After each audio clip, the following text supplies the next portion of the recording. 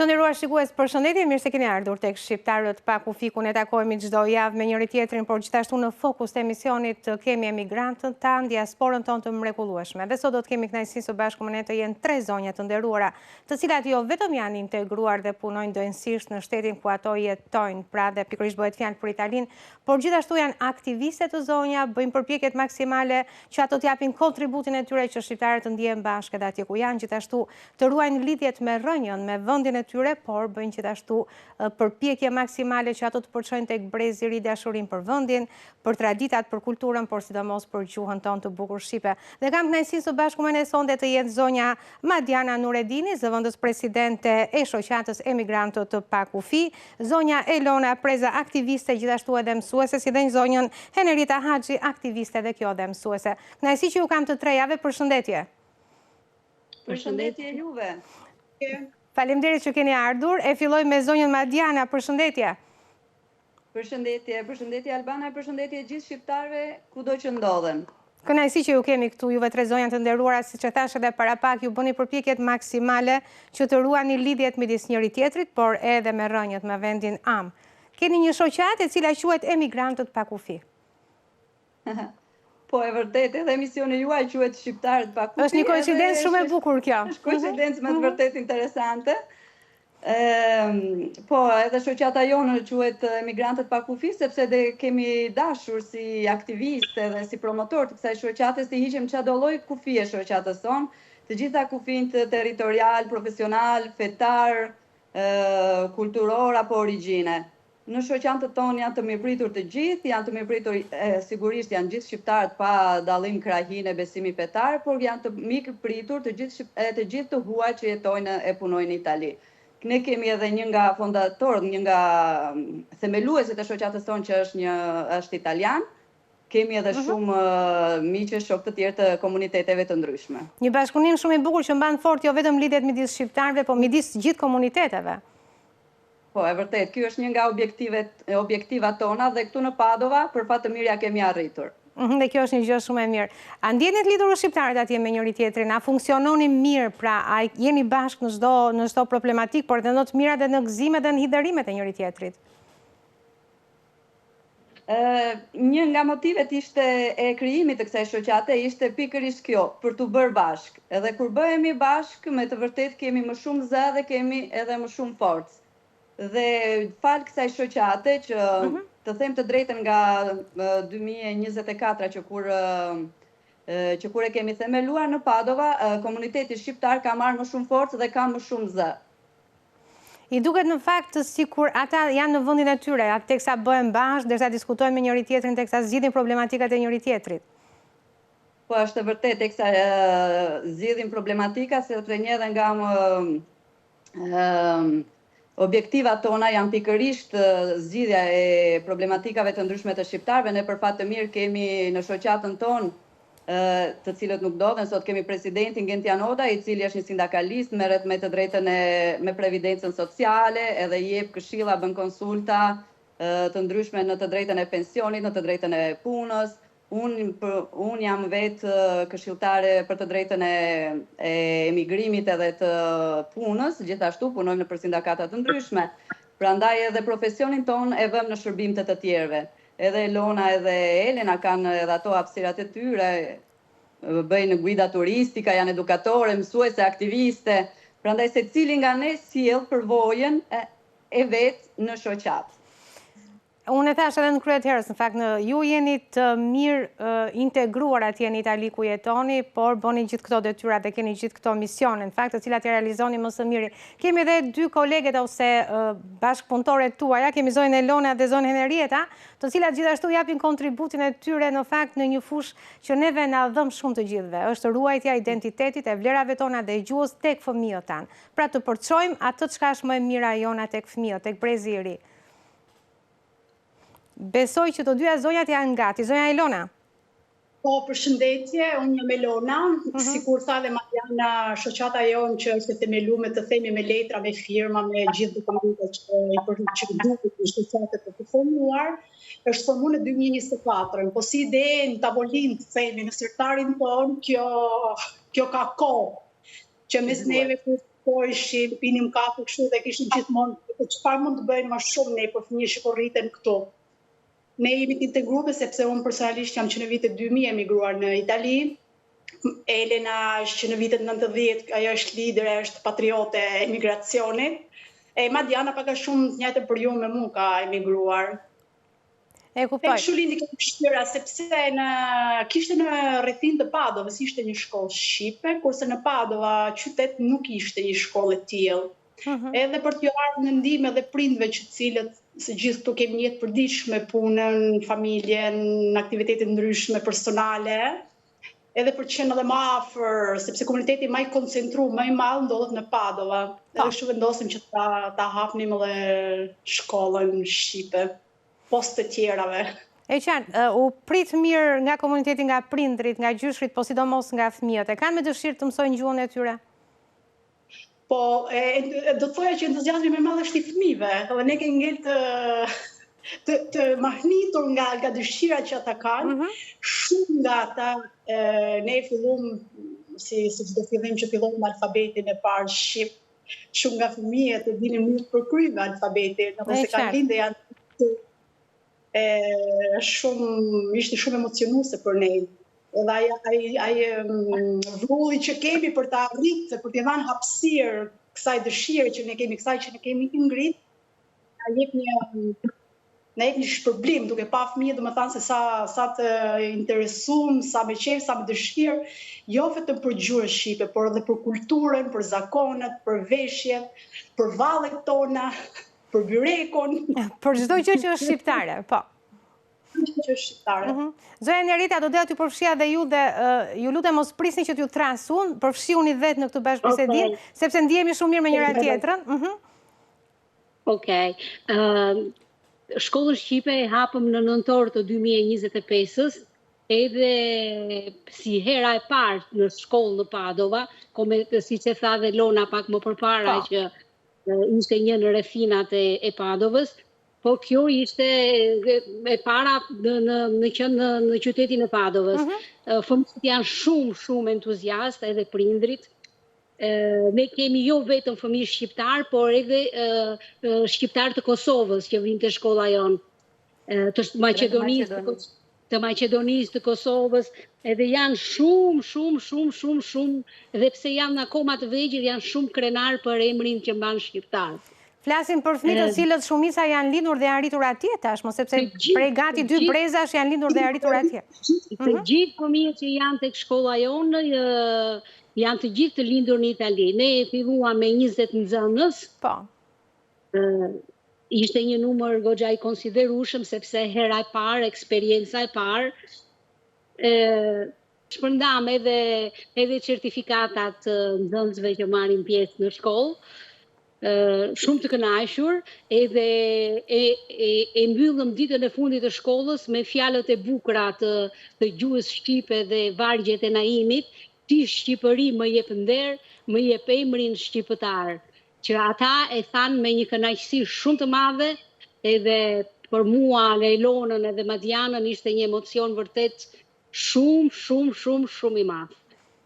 Në fakt, besoj që keni vështirësi sepse janë breza dhe fëmijë të cilët janë lindur dhe janë rritur në një vend tjetër, me një gjuhë tjetër, me një tjetër kulturë dhe ju duhet punoni fort që të rrënjosni tek ata dashurinë për gjuhën, për kulturën dhe për traditën shqiptare. Unë kam nisur të shkollës, emocioni ishte i fortë sepse fëmijët të emocionuam, domethënë pyetën nëse vitin tjetër ne do jemi përsëri të disponueshëm se do të vazhdojë ky aktivitet edhe ishte me shumë dashuri pra për shkollën dhe për vendin e tyre fëmijët. Megjithatë ka dhe mënyra të tjera të cilat ju i përdorni patjetër që po, ju lutem ju dua të trejave të angazhuara. Keni dhe metoda të tjera përveç se mësimit klasik që ju bëni në shkollë, pra me kurrikulat, me tekste mësimore, ju mësoni atyre gjithashtu histori për vendin, këngë, traditë, siç e thatë që përmendet edhe para pak byrekun shqiptar. Dhe të gjitha këto bëhen aktivitetet që ju bëni. Po, okej, vazhdo Madja. Pak punë Elona.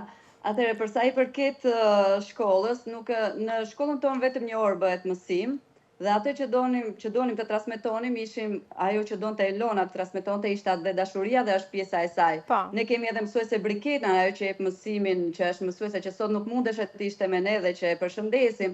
Edhe kemi edhe mësuese Elenën që bëjnë mësim, domethënë atë një orë bëjnë vetëm mësim ABC.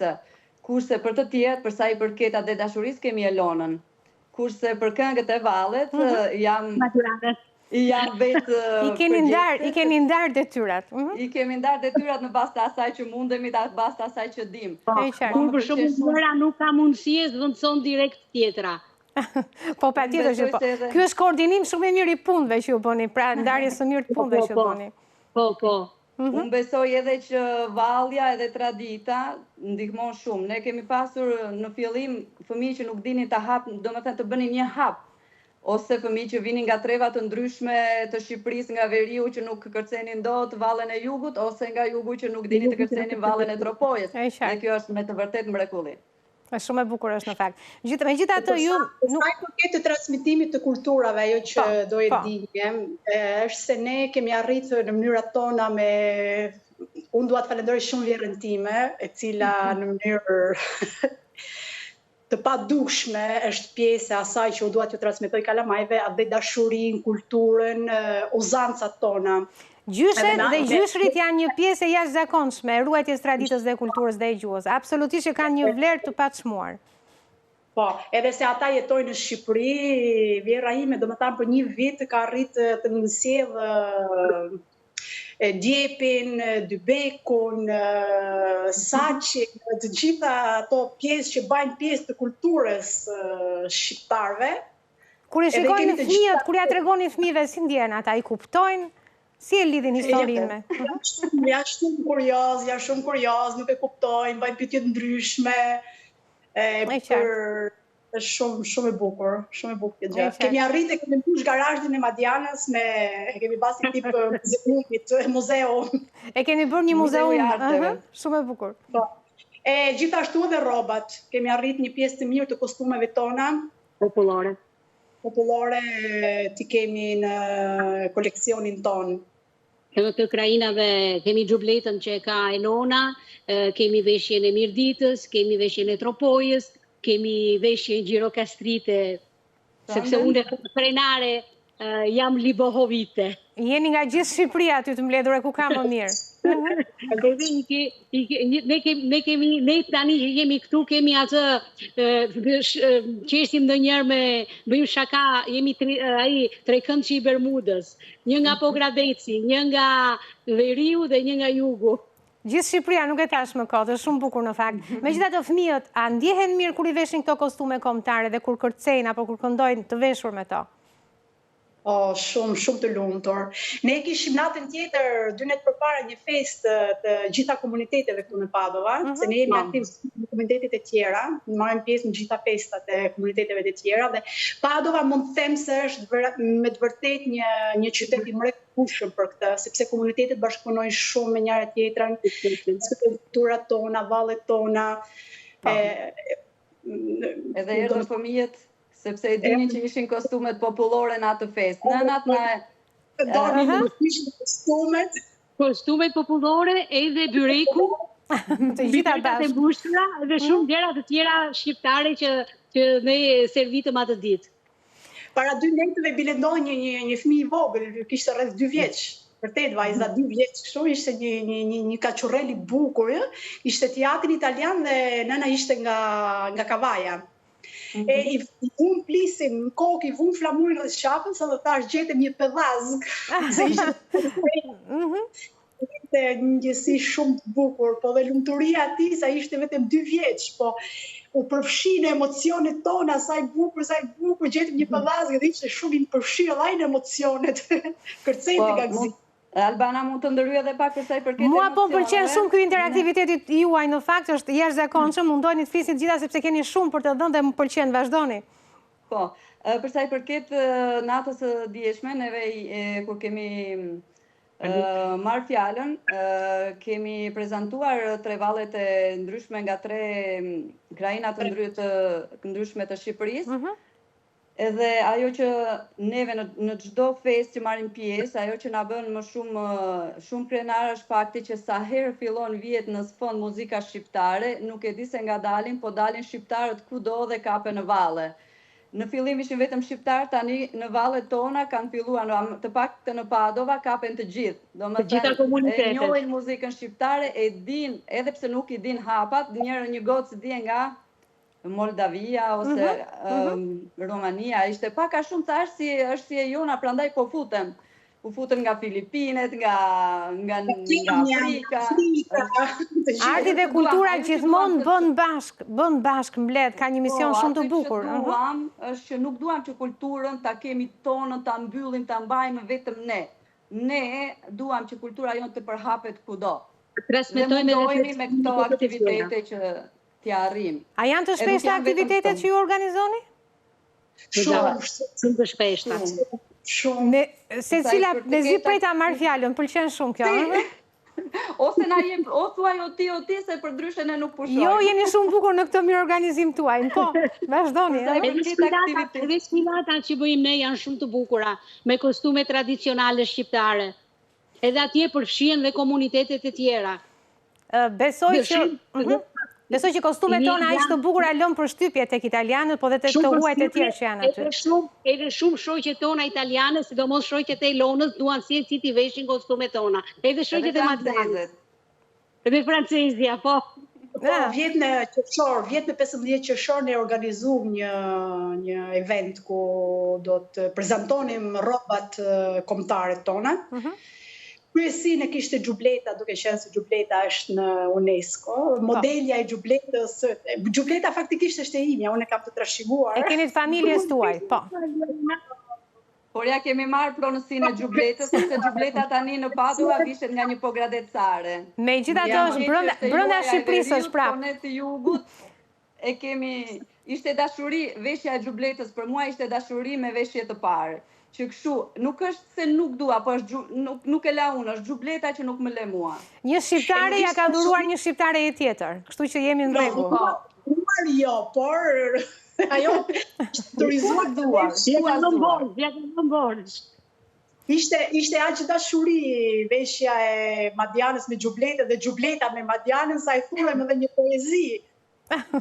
E po, sigurisht pra patjetër, nuk ka si ndodhë ndryshe, sepse është dashuria brenda për vendin aty.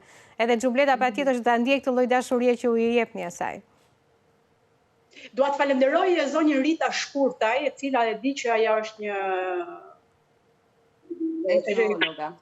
etnologa, ku ka bërë pjesë në përfshirjen e Gjubletës, ka bërë studime në përfshirjen e Gjubletës në UNESCO, e cila na nderoi vjet me ardhjen e saj. Edhe ishte shumë i bukur aktivitet, ishte shumë i bukur. Patjetër që po fëmijët kanë se çfarë mësojnë pra nga tradita, nga kultura jonë. Ndërkohë vazhdojmë mbetemi tek ajo çka ju bëni për fëmijët, sidomos për fëmijët sepse është shumë e rëndësishme. Mësimi i gjuhës keni pasur një vit shkollor përpara që sapo e mbyllet me shumë sukses, siç thatë, fëmijët me shumë dëshirë vinë në shkolla, pa çka sa do bëjnë në fundjavë dhe ndoshta duhet të marrin kohë edhe nga loja e tyre apo nga aktivitetet tjera që mund të bëjnë. Po, është e vërtet. Themi të drejtën kur menduam të hapim shkollën, sepse ne jemi nëna vetë, edhe ne kemi fëmijë, edhe jemi gjithë ditën nga shkolla, disa shkojnë edhe të shtunën, edhe për të gjetur orarin e dur nuk u desh që të kontaktonin prindrit edhe të vendosnim një orar, sepse të shtunën shkojnë në shkollë, pastaj kanë sporte të ndryshme, këtu bëhet çdo lloj sporti, çdo fëmijë këtu bën sport. Edhe tham, a do ishte mundur që fëmijët nënat ose prindrit arrinin që t'i sillnin, megjithatë ja dolën, ata heqin, domethënë lën sportin apo ka disa fëmijë që me të vërtetë nuk vënë në sport për të ardhur në shkollë dhe kjo na bën me të vërtetë ndihemi krenare të vazhdojmë këto aktivitete.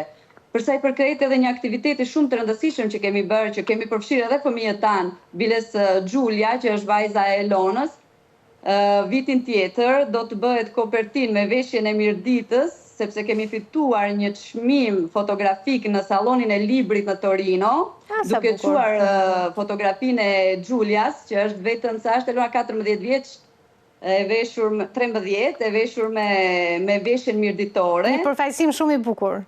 është me të vërtet një përfaqësim shumë i denj, edhe është zgjedhur kjo fotografi e Xhulias si kopertinë e librit, akoma 2 fish kjo kënaqësi, sepse brenda atij libri do të ndodhet edhe një tregim i imi i cili ka fituar gjithsesi në të njëjtin konkurs, që kështu në dhjetor ne do të shkojmë në Torino, duke marrë këtë libër me kopertinën e Xhulias të shkollës tonë që bën pjesë në shkollën tonë, edhe me tregimi fitues timin, edhe do kemi 2 kënaqësi në një ditë. Ku ka më bukur në fakt. Ndërkohë, ju vazhdoni të mbani këto lidhje kaq të ngushta me njëri tjetrin, vazhdoni të punoni kaq fort me fëmijët. Keni një shoqat që tashmë duket e konsoliduar. Pra, është e vogël në moshë, por duket goxha e konsoliduar. Vazhdoni edhe është vetë vërtet shumë e konsoliduar shoqata jonë. Në fillim fare, kur erdhën fëmijët tek neve në shkollë, disa prej tyre e flisnin shumë pak gjuhën shqipe, ose kishte edhe dikush që nuk e fliste gjuhën shqipe. Por duke ardhur gjithmonë në shkollë, ne jemi vërtet shumë krenare për punën që kemi bërë, mësuese Brikena, mbi të gjitha, Lona, Madiana, edhe unë jam krenare, sepse ata fëmijë që nuk flisnin pothuajse asnjë fjalë shqip, në përfundimin e shkollës, ata e flisnin në mënyrë shumë të mirë, po flisnin shumë fjalë shqipe, dhe mbi të gjitha, në momentin që u recituan vargjet e Naimit, ata pa ndërhyrjen e askujt i thoshin rrjedhshëm të gjitha fjalët. Edhe ky ishte një emocion vërtet shumë i bukur. Patjetër, nuk ka se si. Ndërkohë ju bëni nga momentet e bukura kur ne japim mësimin e gjuhës shqipe, se kur ne zhvillojmë mësimin e gjuhës shqipe nga ora 17 deri në orën 19. Edhe në momentin që ne futemi në klasën ku do zhvillojmë mësimin, ne gjën më parë që bëjmë, do të shpalosim flamurin shqiptar dhe do e ngjisim aty në mur dhe të gjithë marrin pjesë. Na ndihmojnë për ta ngjitur atje te muri. Pra është një lloj ceremonie përhershme. Kjo ceremoni nuk i kalon asnjëherë. Çdo të thonë që vjen. Do ngrihet flamuri shqiptar, pra do vendoset ai, sepse është ai i cili na kujton. Në orën e lirë, ku ka një hapësirë tyre ata ku mund të ha një biskot, pi një gotë ujë, kur mbaron ora e parë, ora e pushimit, ajo ora e shkurtë i pushimit, ata i ketë te drasa ku vizatojnë në flamurin shqiptar, ku gjithçka është të pushimit, momenti i tyre, domethënë që ata vizatojnë Shqiponjen, kush e ka bërë më bukur, duart me Shqiponjen. Mbere në fakt kjo pjesa e krenarisë kombëtare, a ndjen krenar fëmijët edhe ata të vegjëlit dhe a prezantojnë që ata janë shqiptar kur janë në ambiente të tjera?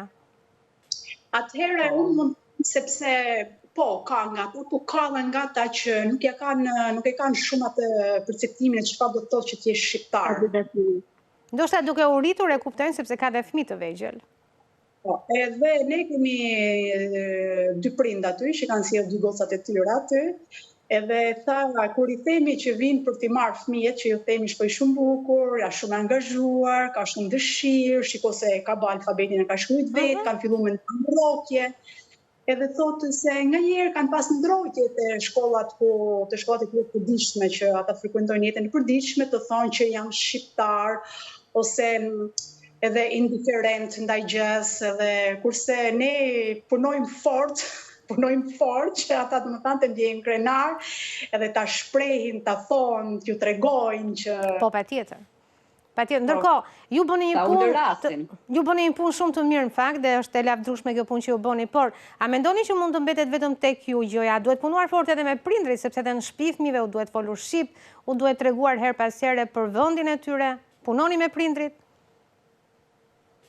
Me prindit në orën mësimit, ne punojmë në orën mësimit faktikisht, por me prindit në aktivitetet e tjera të ndryshme punojmë shumë, sepse në fundit domethënë kjo shoqata jonë është e përbërë me prindrit e këtyre fëmijëve. Kemi një komunitet shumë të madh. Albana, të them të drejtën, akoma nuk kemi arritur në fazën e punës me prindrit. Kjo ndoshta duhet të fillojë viti tjetër, sepse këtë e kam vënë re edhe vetë, sepse shumë prindër thonë aman të keqen t'i sjellim këtu që të mësojnë shqipen, tha se nuk kemi kohë të flasim në shtëpi. por kjo nuk është domethënë dhe shumë, për të paktën për ne nuk jemi akoma në atë fazë, kjo është një fazë e dytë. Do të vi gradualisht, po, patjetër. Po, që do vi gradualisht, sepse nuk mundem as të detyrojmë prindrit, ne i falenderojmë, jemi shumë krenar për ta që i sjellin, që e dim, janë nëna që kanë 3 fëmijë, duhet të lejnë një më të vogël, të sjellin 2, pastaj duhet të vinë t'i marrin, nuk është e thjeshtë. Por është një nga objektivat tona për vitin e ardhshëm. Mundohemi të gjejmë mënyrën e duhur edhe më të lehtë. Ndërkohë tashmë ka filluar sezoni veror edhe disa nga fëmijët do të vinë në Shqipëri në vendin e tyre, dikush për takuar gjyshrit, dikush për të bërë pushimet verore. Kur fillon sezoni i ri, pra kur vinë në shtator, në tetor, a janë pjesë e bisedave nëpër klasa, si ja kalove në Shqipëri, çfarë pe atje, çfarë të bëri përshtypje? Atë janë pyetje të përditshme, të përjashme. Ku do të pushime, çfarë do të gatuaj nëna, çfarë do gjeni tek nëna. Vendi juaj më preferuar, plazhet, liçenet, është shumë e bukur. Ne kemi një vajzë nga Maqedonia e Veriut, Elsa, që e përshëndesim. Edhe ne e përshëndesim. Kur ajo flet për Shqipërinë, është kaq e vogël, është kaq të jep aq shumë, aq dashuri, aq ndjenjë, është me të vërtetë me një pasion dhe me një dashuri më shumë se ne që jemi të rritur. Nuk tregon liçenin, që ajo nuk e jeton liçenin sikur ne jam, atje është rrit në liçenin, unë jam nga Lezhë. Kemi përjetuar, jemi rritur, kemi kurandra aty. Ajo vetëm në periudhën verore. Në shkollën e gjysmit. Ka një pasuri, ka një ndjenjë. E di çfarë ishte kënaqësi për mua një ditë, Albana? Po. Një nga vajzat e shkollës sonë, që jeton edhe në lagjen time, ku shkon edhe në shkollën ku çuni im ka bërë elementare, filloren, sepse tani është çik më i madh. Kishte vajtur në shkollën pas hapjes, pas 2 muajsh të hapjes të shkollës shqipe dhe kishte folur në shkollën italiane, në shkollën e saj, që mbas dite unë po shkoj në shkollën shqipe dhe mësuesit domethënë kishin bërë ca pyetje. Po si ka mundësi ku është kjo shkolla shqipe, se nuk kemi të gjuar, sepse këtu tek lagja jon paka shumë njihemi të gjithë. Është një lagje shumë multikulturore rreth lagje. Janë 40.000 banor, po quhet lagje. Edhe më vjen një telefonat nga që kishte përmendur edhe emrin tim, edhe mësuesja thotë, më merr në telefon, thotë, Mama Diana, keni me të vërtet keni hapur një shkollë shqipe? Thash unë po, nga pak, kemi vetëm 2 muaj, e tha, është shumë kënaqësi që të dim këto gjëra, sepse na kanë ardhur 2 fëmijë nga Kosova, që sapo kanë ardhur, edhe nuk, ata din shumë mirë shqip, po nuk din mirë italishten. Edhe kjo goca që kishte filluar të mësonte shqipen, tani ishte bërë edhe pak përkthyese. Ishte bërë mësuese në një farë mënyrë. Që kishin ardhur në shkollë, edhe kjo për ne ishte akoma më shumë kënaqësi, na jepte më shumë kënaqësi. Po, patjetër. Ndërkohë, Madiana, unë ju thash edhe para pak, funksiononi shumë mirë si shoqat, por nuk e di nëse, sepse në Itali ka dhe shumë shoqata tjera shqiptare, mbani lidhje me njëri tjetrin? Po, patjetër, megjithëse ne jemi nga shoqatat e reja, me të vërtet kemi lidhje me shoqatën e Astit, që ne i falenderojmë. Shkëmbeni eksperjenca pra me njëri tjetrin? Po, me të vërtet janë shumë kolaborativ, ne i përshëndesim, kemi edhe shoqata të tjera këtu në veri të Italisë, ka shoqata në Trieste, mundohemi. Me shoqatën e Trevizës. Po, kemi me grupin e vallëve të Bajramsurit, që i përshëndesim, do me thënë, vim e vim, si në Shqipëri, do me thënë, vim e vim, bëjmë qoka me njëri tjetrin. Shkoni tek njëri tjetri, po. Dona vdes për qoka. Janë pjesë e traditës edhe këto, nuk mund t'i harrojmë. Po, me të vërtet, kur kemi ne një aktivitet, i ftojmë ata, dhe kur kanë ata një aktivitet, na ftojnë ne. Ne, për shembull, tani jemi ftuar në 14 qershor në Alcamo, në Sicili, ku një shoqat shqiptare po organizon me gjithë shoqatat të tjera edhe Arbëresh, po organizojnë një fest, dhe neve dhe nga Padova, po, do nisemi dhe do përfaqësojmë Shqipërinë në datën 14, dhe në datën 15 jemi të ftuar tek Hora e Arbëreshve, të cilët kanë dëshirë të na njohin dhe të na tregojnë traditat e tyre. Dhe kjo është kënaqësia më e madhe për ne, që të arrijmë si shoqat edhe të lidhemi me shoqatat e tjera, edhe aq më shumë arbëreshët që janë rreth 100.000, edhe nuk është se shumë, ne jetojmë në veri të Italisë, edhe shumë italian vetë nuk e njohin historinë e arbëreshve, edhe jemi akoma më të kënaqur që ne arrim edhe në Padova të sjellim, sepse kemi sjell edhe letërsinë e tyre, kemi bërë intervista me gazetarë të ndryshëm të arbëreshve, ta sjellim arbërinë në veri të Italisë, jo vetëm në Shqipëri, por duam ta sjellim në veri. Unë në zyrën time bëra një sondazh se isha kurioze, jemi rreth 20 vet në zyrë, edhe nga 20 vet, 20 italian, vetëm 3 u përgjigjen që dinin pak historinë arbëreshve. Sigurisht në librat e historisë ndoshta janë vetëm dy fjalë. Po, patjetër. Por një nga kënaqësitë tona është edhe të bëjmë të njohur arbërinë në veri. Doni sillni patjetër këtë copës historie shqiptare që është shumë e bukur patjetër, por të mbani dhe ju lidhjet.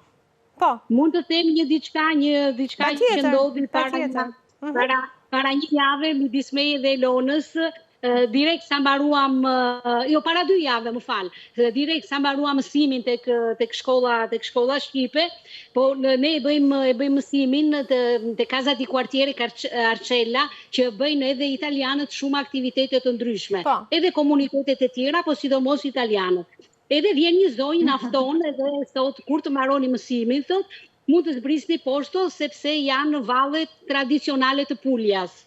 Ne mbaruam mësimin edhe zbritëm poshtë. Në momentin që ne zbresim poshtë, ishte në sfond dhe po kërcenin italianët, ishte vënë në kënga jonë arbëresh e lulelu. A sa e bukur. Po na i kishte zaptuar. Dhe ju se ne dhe ngelëm kështu dhe unë me Elonën filluam ta këndonim. Dhe prezantuesja e prezantoi si këngë të Puljas, edhe vallet të Puljas. Unë dhe Elona u futëm dhe tham, jo, tham, është e gabuar, tham. Kjo nuk është këngë të Puljas, edhe vallet Puljas. Kjo është këngë arbëresh shqiptare. Ata thanë, kush janë arbëreshët? Po, patjetër. Edhe unë dhe Elona shpjeguam kush janë arbëreshët, edhe mbi të gjitha e kënduam me shumë pasion këngën Lulelu.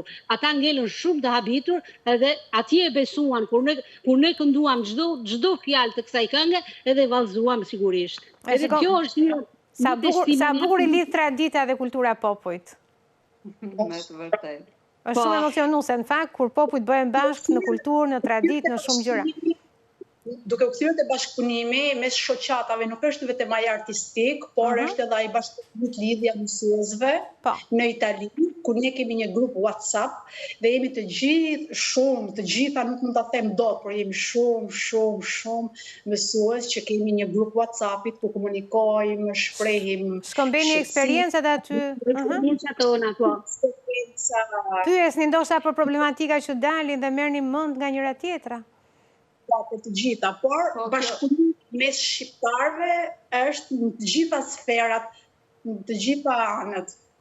Atëherë Albana, me që jemi se po flasim çik si shumë mirë, është e vërtetë që neve midis nesh mundohemi e të gjitha. Ne duhet siç falenderoj lidhjen e shkrimtarëve, ja shkova të shkrimin tani, e mësuesve Elona, po falenderoj edhe konsullatën e Milanos dhe Lulita Çobanaj, që është edhe konsulja që pikërisht merret me shkollat, sepse me të vërtetë është e gatshme. Në fakt e përshëndes edhe unë zonjën Lulita pasi kisha fatin që në një aktivitet që u bëna Asti ne ishim bashkë, na ftuan pikërisht shoqata e Astit aty. Është e palodhur, është kudo, në çdo cep të Italisë. Ndërkohë ju vetë vazhdoni të mbani lidhjet me vendin tuaj, vini shpesh këtu. Unë jeni një lider. Sidomos unë dhe Elona njerë e kemi zemrën në Shqipëri. Vini shpesh? Unë jetoj në Itali prej 35 viteve. Por Shqipëria për mua ka qenë është dhe do mbetet një nga është vendi im. Unë po zvajta të paktën 5-6 herë e pakta. Në Shqipëri gjatë vitit nuk... Sidomos në vitet e fundit vete shumë herë më shpesh, sepse unë bëj guida turistika në Shqipëri dhe Itali. Marr italianët i çojnë në Shqipëri, u tregoj vendin tim. Ju tërheq ndoshta sepse ju keni të afërmit këtu apo është gjaku, është vendi që ju tërheq? Na tërheq vendi sepse unë nuk i kam prindrit prej shumë vitesh, kam vetëm një vëlla në Shqipëri, se jemi të gjithë të shpërndarë në përbot. Po. Me sa duket është vendi, është Shqipëria, është rrënja. Është gjaku, është toka që më thret. E shumë e bukur kjo në fakt. Unë sa herë që marr avionin në Rinas, ndonjë herë që marrim në daljet të Hanës, edhe ju them fëmijëve shikoni se si del Hana këtu, si lind dielli këtu në asnjë vend botës në për ta parë. Në Shqipëri është Hana dhe dielli më i bukur. Albana, Paska se është njëjti diell dhe njëjta hënë, në fakt po duket ndryshe në Shqipëri. Albana, doja të thosha një diçka, sepse ndihem krenare për këtë gjë që kam bërë. Djali im është 30 vjeç, i lindur dhe i rritur në Itali, e flet, e shkruan dhe e shqipton shqipen në mënyrë të përkryer. Kjo është një punë shumë e mirë që keni bërë ju si prindër. Prandaj atë që unë i transmetova fëmijës tim, duhet përpiqem që ta transmetoj sigurisht edhe një përve që do kem nesër pas nesër. E ndjeni si detyrim tuaj. Po. Albana, që të them unë, këto të dyja janë të papara, shkojnë nga 10 herë në Shqipëri edhe absolutisht vetëm ndoshta për punë ose për unë për motive të tjera, shkoj vetëm 2 herë. Ne nuk vemi vetëm për punë, ne kemi nevojë për ata në Shqipëri. Kemi nevojë për atë kafën që pi në vendin tënd që të shijon aq shumë. Nuk po shijon ndoshta nga që spi kafe. Shumë e bukur është kjo në fakt. Si që kur kemi njohën Madianën, i ka shpeshtu të themi. Kjo është e vërtet. Më thuaj me kërritë të them kush je. Keni ndikuar tek njëra tjetra, në fakt, se cila jep ndikimin e saj tek shoqja, dhe sigurisht që shumë mirë bëhet kur mblidhen bashk shumë mendime dhe shumë emocione, të cilat të rikujtojnë vendin tënd, të kthejnë sërish atje tek rrënjët e tua. Po ndërkohë, ne kemi shumë emigrantë në përballë, siç edhe shoqata juaj quhet Madiana Emigrantët pa kufi. Kemi shqiptarë të cilët e duan shumë vendin e tyre, të cilët kontribojnë tek vendi i tyre, absolutisht kanë dashurinë më të madhe dhe e përçojnë tek fëmijët tuaj. Por ne ndoshta kemi një mesazh për gjithë shqiptarët të cilët jetojnë jashtë vendit të tyre, sepse tashmë jemi dinjitos. Po e tregojmë veten që jemi shumë dinjitos. Duhet bëjnë më shumë përpjekje për të përçuar gjuhën tek fëmijët e tyre, çfarë duhet bëjnë më shumë? Duhet u flasin fëmijëve shqip, edhe sepse fëmijët gjuhën e shtetit ku jetojnë e mësojnë në kopësht apo e mësojnë në përshkolla. Sepse dhe në kopësht e vënë për shkolla, ndërsa gjuhë shqipe është nëna në fillim, unë si nën, siç ja kam transmetuar fëmijës tim, është nëna që duhet i flasi shqip fëmijës. Është mësuesi i parë nëna. Është mësuesi i parë nëna. Ajo që doja të thoja dhe unë, për ne mund të flasim, mund të bëjmë atë çka mundemi edhe prindit, por diçka më shumë që mund të bëhet është edhe një shkëmbim kulturor midis shkollave të ndryshme nga Shqipëria në Itali. Sepse mund të flasim, shembull do ishte shumë interesante të bëheshin këto, siç i kanë këtu centri estivi, si i quajnë këtu? Qendra verore, siç bëra ne dikur, që të kenë me të vërtetë shkëmbime midis fëmijëve të lindur këtu dhe fëmijëve që jetojnë në Shqipëri, apo edhe ata të vinë. Unë do dëshiroja me të vërtetë që të kishin këto shkëmbime kulturore, që të vinin të shikonin nga afër vendin e tyre, jo vetëm në teori, të mos ishte vetëm në teori. Pastaj është ajo se edhe unë kur zemroj me fëmijët e mi, me djalin e vajzën time, edhe djalin im që Gjorgj, edhe zemrimin kur e thon shqip e ke ma pasional ti mam thot, ma të është më i bukur, ë? Po, është ma bindës, ka më ndjenjë edhe zemrimi. Patjetër që po. Çfarë është shqiptar është gjë më e bukur në botë? Ja, këtë mendojmë edhe ne, sikur është tema e kësaj interviste, sot më thonë kjo është transmetimi i vlerave. Mund të them edhe, duke është se ne jemi duke punu me fëmijë të moshave nga 14 deri në 5 edhe 4 vjeç, edhe 3 vjeç, unë kam besën time që merr pjesë në shkollën tonë, e cila është 3 vjeçe, edhe ta shohësh se sikur edhe po fliste Elena ka emigruar që në vitet 90. Këto janë shumë që kanë emigruar në vitet 90. Dhe mund të qohë se është brezi i parë, pastaj është brezi i dytë, që jemi ne, edhe është brezi i tretë. Të shohësh brezin e tretë të emigracionit, që ka Unë kam përshtypjen, kam krijuar atë përshtypjen sikur janë ma të pasionume, kanë ma dëshirë, ma të madhe për ta ditë kulturën, traditën, gjuhën. Sepse ajo transmetohet në familjen që fëmia ka. Po. Në qoftë se transmetohet tradita, gjuha, kultura, fillon që në familje, atëherë nuk humbet kurrë. Po është ndoshta sepse siç po thoja, ndoshta brezi i dytë i imigracionit ka pas probleme dhe me racizmin, ka pas probleme me dokumentacionet, me Po, patjetër. Por tashmë janë problematika të cilat janë superuar dhe jetojmë në kohë të tjera. Pikërisht kjo është e bukur pra, sepse brezat që po vinë, po e duan vendin e tyre edhe kanë vështirësitë që kishim neve para 20 viteve, para 30 viteve. Tani ata kanë çdo gjë gati. Duhet njohur edhe fakti sepse Shqipëria barbotëror ka marrë një hon, ka marrë një tjetër, ka marrë një faqe celularit. Ishte shumë kënaqësi në fakt që u kam në emision, keni një interaktivitet jashtëzakonshëm, ja u thash edhe para pak më parë, nuk më mbetet tjetër vetë se t'ju falenderoj dhe ju mirëpres sërish në emision, ishte shumë kënaqësi që ju kisha. Edhe për neve ishte një kënaqësi shumë e madhe Albana, por si unë do dëshiroja shumë që të përshëndesja, ne të treja donim që të përshëndesim disa persona shumë aktivistë. Patjetër. Gjithë shoqatën tonë, të gjithë pa përjashtim, por sidomos përshëndesim Fiqon, Rolandin, Adrianin, Jusufin, Sufen tonë, Florindën dhe Eglën. Egla është ajo ku ne bëjmë të gjitha festat shqiptare. Ka një park shumë të madh, ka respekt edhe mirënjohje për të gjithë ata që kontribojnë për Shqipërinë dhe për shqiptarët. Absolutisht për uljen më të madhe. Faleminderit edhe juve Albana, faleminderit për punën që bëni. Kemi parë intervistat tuaja. Ishte kënaqësi. Ju mirëpres sërish. Faleminderit. Edhe ne kemi presim në Padova. Faleminderit. Të nderuar shikues, kemi mbritur kështu në fund edhe të këtij emisioni, kemi parë pikërisht ato zonja të cilat ishin kaq shumë të angazhuar dhe kaq shumë të interesuara për të përçuar gjuhën, traditën dhe kulturën shqiptare tek fëmijët, tek brezat e ri që ata mos të harrojnë kurrë rrënjët, mos harrojnë kurrë vendin e tyre. Faleminderit që qëndruat me ne në këtë emision, do të ritakohemi sërish në emisionin e radhës, deri atëherë kaloni bukur.